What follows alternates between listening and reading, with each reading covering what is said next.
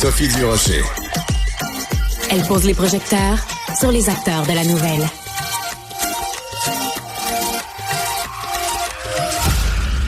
La semaine dernière, il fallait vraiment être caché sous une roche pour pas entendre parler de cette fameuse étude de Gris Montréal qui révélait qu'il y avait vraiment une inquiétante montée de l'homophobie ou de la transphobie dans les écoles au Québec après un vaste sondage ou en tout cas un rapport qui aurait été fait vraiment dans l'ensemble de la communauté dans les écoles avec des données très inquiétantes. Alors, c'est très particulier ce qui s'est passé la semaine dernière parce que le Gris a rendu a envoyé un communiqué pour parler de cette étude-là. Les médias se sont emparés de ça, ça a été commenté, etc., etc. Mais là, il y a des gens qui se posent des questions sur les détails de cette étude-là. Pour en savoir plus, j'ai choisi d'inviter Marie Houzeau, qui est directrice générale du Gris Montréal et qui nous fait la gentillesse d'être en studio. Bonjour Marie. Bonjour. On voit que vous êtes toujours prête à défendre votre point de vue et à le défendre en personne. Et ça, c'est très apprécié. Donc, beaucoup de gens ont commenté l'étude, mais dans le fond, personne l'a vu, cette étude-là. Personne connaît les détails de l'étude. Et puis, quand vous avez été sollicité en disant, est-ce qu'on peut, s'il vous plaît, voir, vous dites que vous avez parlé à 37 000 élèves, c'est énorme. C'est quoi votre méthodologie? C'est quoi les questions exactes qui ont été posées? Là, on n'a pas vraiment de réponse. Pourquoi? Qu'est-ce qui se passe avec cette étude-là, Marie? En fait, je crois que les gens qui connaissent un peu le travail du Gris connaissent déjà notre méthodologie. Donc, nous, on va dans les classes, ce sont des bénévoles qui vont répondre aux questions des jeunes sur base de leur vécu. Puis, parallèlement à ça, les jeunes remplissent un questionnaire avec des questions de la vie courante où ils seraient en contact avec des gens gays, lesbiennes, bisexuels.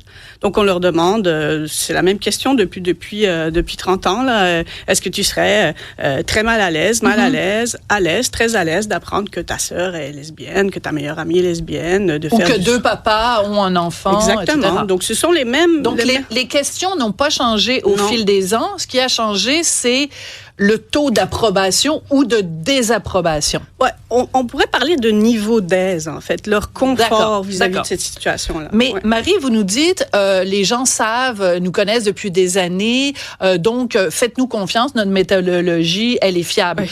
Bon, moi, je suis journaliste, et moi, on m'a toujours appris, if your mother says she loves you, check it out. Si ta mère te dit qu'elle t'aime, va vérifier pour savoir si elle dit vrai. Donc, j'aimerais vous croire sur parole, mais mon métier de journaliste me l'interdit.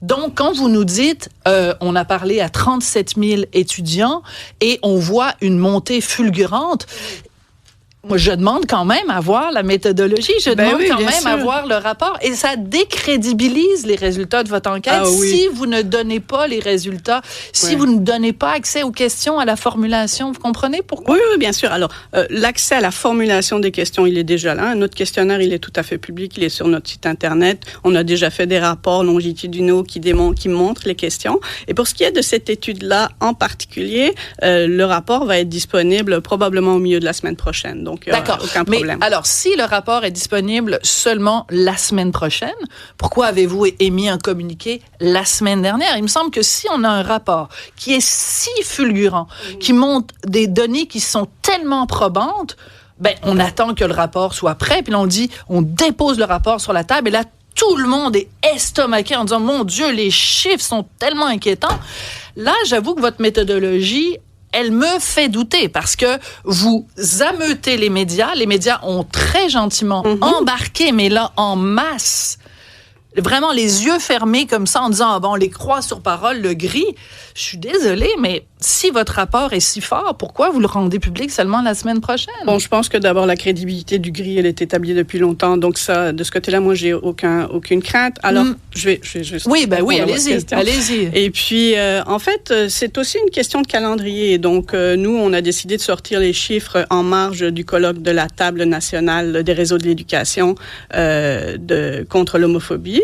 Alors, on l'a fait à ce moment-là. Et puis, ça a été déjà dit que ce serait des résultats préliminaires et que le rapport suivrait. Donc, moi, je suis tout à fait à l'aise avec notre façon de fonctionner. D'accord. Et j'invite vos auditeurs, vos auditrices et quiconque voudraient creuser à regarder nos publications de la semaine prochaine. D'accord. Mais Mais je maintiens quand même mon point, Marie. Quand on donne autant d'entrevues, quand on dépose un pavé dans la mare, je pense que ce pavé-là, il faut qu'il soit irréprochable, il faut qu'il soit probant, il faut qu'il soit documenté. Donc, j'ai un petit souci. Vous dites la crédibilité du GRI ne fait plus de doute. Moi, j'ai déjà été porte-parole du GRI il y a plusieurs années de ça. J'allais en effet dans les écoles parce que les gens qui sont porte-parole pour le GRI sont pas des gens nécessairement issus de la communauté LGBT. Ils ne sont pas. Voilà. Donc c'est ça qui est bien aussi, c'est que c'est cette solidarité entre tous les gens de toutes les orientations. Par contre, il y a des gens qui disent que le GRI a changé. Je vous cite quelqu'un qui écrit sur les médias sociaux. Rappelons qu'à son origine et avant qu'il ne soit hijacké, donc pris en otage par le très lucratif militantisme queer, le GRI Montréal était un organisme qui démystifiait l'homosexualité et la bisexualité pour combattre l'homophobie. Maintenant, pour des raisons idéologiques et financières, on adhère à l'idéologie du genre, on déconstruit le concept du sexe et d'orientation sexuelle.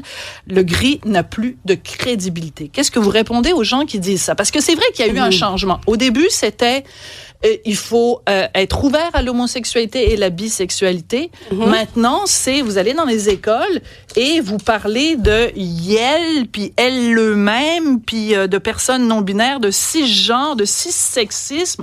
Qu'est-ce que ça a à voir avec l'homosexualité, Marie? Alors, je suis pas sûre qu'on parle de tout ça dans les écoles. Donc, nous, notre façon de faire... Je l'ai devant moi. Ça, c'est un guide pédagogique à l'intention des enseignants. Donc, c'est pas ça que le GRI fait dans les écoles. Ce que le GRI fait dans les écoles, c'est d'envoyer des bénévoles. C'est sur votre site. Oui, je répète, c'est un guide pédagogique. Et c'est un guide pédagogique à l'intention des professeurs à la veille d'une visite de quelqu'un du GRI. Non, pas forcément, non. Pas forcément. Ils peuvent l'utiliser s'ils le veulent. Mais les professeurs, ils enseignent où? Dans les écoles. Oui, mais vous dites donc, à la veille de la visite du GRI. Non, mais alors, donc, le GRI prend ces documents-là et les envoie aux professeurs dans les écoles québécoises. Vrai ou faux? Faux. Les documents sont disponibles sur le site du GRI. Si un enseignant veut parler de ces questions-là avec ses jeunes, le guide pédagogique est disponible. Nous n'envoyons pas de documents. Il est disponible pour les professeurs qui voudraient l'utiliser, mais ce guide-là, partout, c'est la théorie du genre. Il n'y a pas que deux sexes. Il y a une multiplicité de sexes. On peut être garçon ou fille. C'est trop restrictif. On dit aux professeurs, faites attention aux mots que vous utilisez lorsque vous parlez de ce qui fait les filles et les garçons. Ça s'appelle la théorie du genre. Donc, vous propagez la théorie du genre et vous la rendez disponible aux professeurs du Québec. Vrai ou faux? Alors, moi, ce que je vais vous dire là, c'est si vous voulez qu'on parle de ce que vous appelez la théorie du genre, ça va me faire plaisir de revenir. On va parler des questions de genre, ça va me faire plaisir. Moi, ce qui m'intéresserait, c'est qu'on parle en fait de la montée de l'homophobie dans les écoles, dans les classes du Québec, qui est un problème sérieux pour des dizaines de milliers de jeunes qui vivent dans un environnement scolaire qui n'est pas sécuritaire. Donc c'est ça en fait le drapeau qu'on lève ces derniers temps. Puis si on pouvait continuer à discuter de ça, je pense que ce serait important pour les protéger en fait et pour prendre soin de ces jeunes-là. Mais bien sûr que je veux les protéger, Marie. Là n'est pas la question. C'est juste que vous faites ce rapport-là qui nous dit il y a une montée pas juste de l'homophobie. On parle d'homophobie, et de transphobie. On parle d'homophobie. Le rapport parle d'homophobie. Le rapport parle des questionnaires qui mettent en scène des questions par rapport à l'orientation sexuelle. C'est ce dont parle le rapport. Alors, pourquoi est-ce que dans les médias, tout le monde a fait un espèce d'amalgame et de dire c'est épouvantable parce que LGBTQIA+, c'est pas juste LGB. LGB, c'est lesbienne, gay, bisexuel. Tout à fait. Mais donc, alors, c'est tout l'éventail des lettres. Donc, ce que vous me dites... C'est parce que les chiffres qu'on a sortis. Nous, ce qu'on dit, c'est que le niveau d'aise des jeunes, par exemple, sur une question, j'apprends que ma meilleure amie est lesbienne, on parle ici d'orientation sexuelle, a fortement diminué au cours des 6 dernières années. C'est ce que dit le rapport. Il dit aussi d'autres choses sur d'autres types de questions. Nous parlons de mise en scène de la vie courante qui mettent sur le devant de la scène l'orientation sexuelle, soit d'amis, de frères, de voir des manifestations d'affection en public entre deux hommes, de voir deux hommes ou deux femmes qui élèvent des enfants. C'est ce dont parle notre rapport. Alors donc, le rapport ne parle que d'homophobie. D'accord, parlons-en. si le rapport en effet ne parle que de l'homophobie et qu'il y a une montée de l'homophobie, quand vous faites l'analyse, vous dites parmi les éléments qui aide à ça. Vous parlez, par exemple, des réseaux sociaux, de la montée du mouvement masculiniste. C'est vrai. Qu'en est-il de la religion? Parce que, on l'a vu à l'école Bedford, une propension des professeurs à être contre, à mépriser les homosexuels. Pourquoi, dans votre discours, vous ne parlez pas plus du côté religieux? Alors, c'est une bonne question, je dirais, en fait. Ah, bon, je suis contente quand même que vous finissiez par me dire que j'en pose une bonne. Non, ouais, parce qu'elle est liée à ce qu'on fait, bon, donc ça me rassure. Mais donc, en fait, la question, c'est est-ce qu'on aurait dû faire une conférence de presse pour dire que la religion peut être un frein au niveau d'aise vis-à-vis de la diversité sexuelle? Je pense que non, c'est pas nouveau. Évidemment, c'est le cas. C'est le cas pour toutes les religions et nos recherches le disent aussi depuis longtemps. C'est-à-dire que le niveau de religiosité a un impact sur le niveau de confort vis-à-vis de la diversité sexuelle. Bien sûr. Bon. C'est pas une nouvelle pour nous, ça. On l'a dit, on le dit depuis tout le temps. Par contre... Mais pourquoi ne pas continuer à le dire? Alors, je vais vous expliquer. Puisqu'en plus, il y a des preuves. Allez-y. Je vais vous expliquer pourquoi. Parce qu'en fait, ça n'a pas changé. C'est comme ça depuis qu'on va dans les classes. C'est un constat qu'on fait depuis longtemps. Je veux dire, il y a une présence d'élèves qui sont croyants. Encore une fois, toute religion confondue. Oui. Et pour un certain nombre d'entre eux, effectivement, c'est un facteur social qui a un impact sur leur niveau de confort. Ça n'a pas changé. Ce qui a changé, c'est le reste. C'est le reste. C'est les médias sociaux, c'est le masculinisme. Voilà. Donc, vous n'avez pas noté... La question est importante, Marie, je vais bien m'assurer que je la formule comme il faut. Vous n'avez pas noté que ce lien entre religion et homophobie, vous n'avez pas noté une augmentation de ça. Il est présent, il était présent, il est toujours présent. Vous n'avez pas noté d'augmentation. Alors, il y a une augmentation de la pratique religieuse. J'enlève la question de l'orientation sexuelle, d'accord? Je l'enlève. D'accord. Et quand on regarde le Québec de maintenant, il y a une augmentation de la pratique religieuse. Rien à voir avec l'orientation sexuelle. Il y a une augmentation de la pratique religieuse. Donc, forcément, il va y avoir un lien entre les deux puisqu'on a établi que le niveau de pratique avait un lien sur le niveau de confort. Donc, oui, ça monte parallèlement, on peut dire, mais ce n'est pas indépendant. Donc, on ne peut pas dire, tout d'un coup, le niveau de malaise des jeunes dans les écoles augmente parce que il y a un niveau de pratique qui augmente de façon démesurée. Ce n'est pas cela. Et même, d'ailleurs, on est capable d'isoler, enfin, je veux dire, là, on dit, sur la question, j'apprends que mon frère est gay, ou mon meilleur ami est gay. On parle de 40% des jeunes qui sont mal à l'aise avec cette idée. Aujourd'hui, là. Aujourd'hui. Okay. Et avant, c'était? Et avant, c'était 2 fois et demi moins. C'est énorme. C'est énorme. Donc, on sait bien qu'il n'y a pas 40% de jeunes pratiquants dans nos écoles. On sait bien qu'il n'y a pas 40% de jeunes musulmans dans nos écoles. Tout le monde sait ça. Donc, on ne peut pas, même si on mettait ça, mettons ça le plus loin possible. On dit 100% des jeunes musulmans sont contre la diversité sexuelle. Ce qui est faux, je tiens vraiment à le dire. Oui. C'est complètement faux. Même si on dit 100% sont contre, il reste toujours bien, on a à peu près 8% de jeunes musulmans dans nos écoles. À peu près. Okay. Dans notre échantillon. Il reste toujours bien 32% qui ne le sont pas. Puisque 40% donc, sont mal à l'aise. Comment explique-t-on que eux... Ben oui, mais il y a des évangélistes, il y a toutes sortes d'autres religions. Bien sûr, mais de toute façon, ça, je veux dire, c'est déjà établi. Je veux dire, c'est sûr que si vous êtes témoin de Jéhovah, si vous êtes évangéliste, forforcément que la diversité sexuelle... Ça fait beaucoup de religions qui haïssent les gays. C'est pour ça que ça que je déteste toutes les religions, Marie. J'entends ce que vous dites, mais c'est pour ça que c'est pas la peine de commencer à isoler une pour une autre. Je veux dire, la question de la religion, quand on la met en dialogue avec la diversité sexuelle, forcément, ça a un impact. D'accord. Mais ce que je dis, c'est que vu qu'on a vécu une année où il y a eu l'affaire Bedford et plein d'autres affaires à part l'école Bedford, je pense que tout le monde aurait dit, même si vous dites, ça fait des années qu'on le dit, puis mais que de dire que ce facteur-là existe encore, mais qu'à ce facteur-là se rajoutent d'autres facteurs qui sont les médias sociaux et le masculisme. Parce que là, la façon dont ça a été interprété, c'est, moi, maintenant, ce qui fait que les jeunes aujourd'hui au Québec sont homophobes, c'est à cause d'Andrew Tate puis à cause des influenceurs. le portrait plus juste aurait été de dire un facteur historique qui a toujours été présent, qui est l'apport de la religion, se sont ajoutés de nouveaux facteurs qui renforcent et qui expliquent cette montée de l'homophobie. Alors, évidemment, chacun interprète comme il veut. Moi, je pense que la nouvelle, c'est de dire il y a des facteurs qui sont stables. Et puis, en fait, quand on voit une détérioration du niveau d'aise, on essaye de voir quels sont les nouveaux facteurs qui font en sorte que cette détérioration arrive. Ce qu'on constate, c'est effectivement une montée du discours masculiniste, une différence entre les garçons et les filles qui augmente par rapport à avant. Donc, les filles sont plus à l'aise et les garçons moins à l'aise dans des proportions encore plus importantes qu'avant.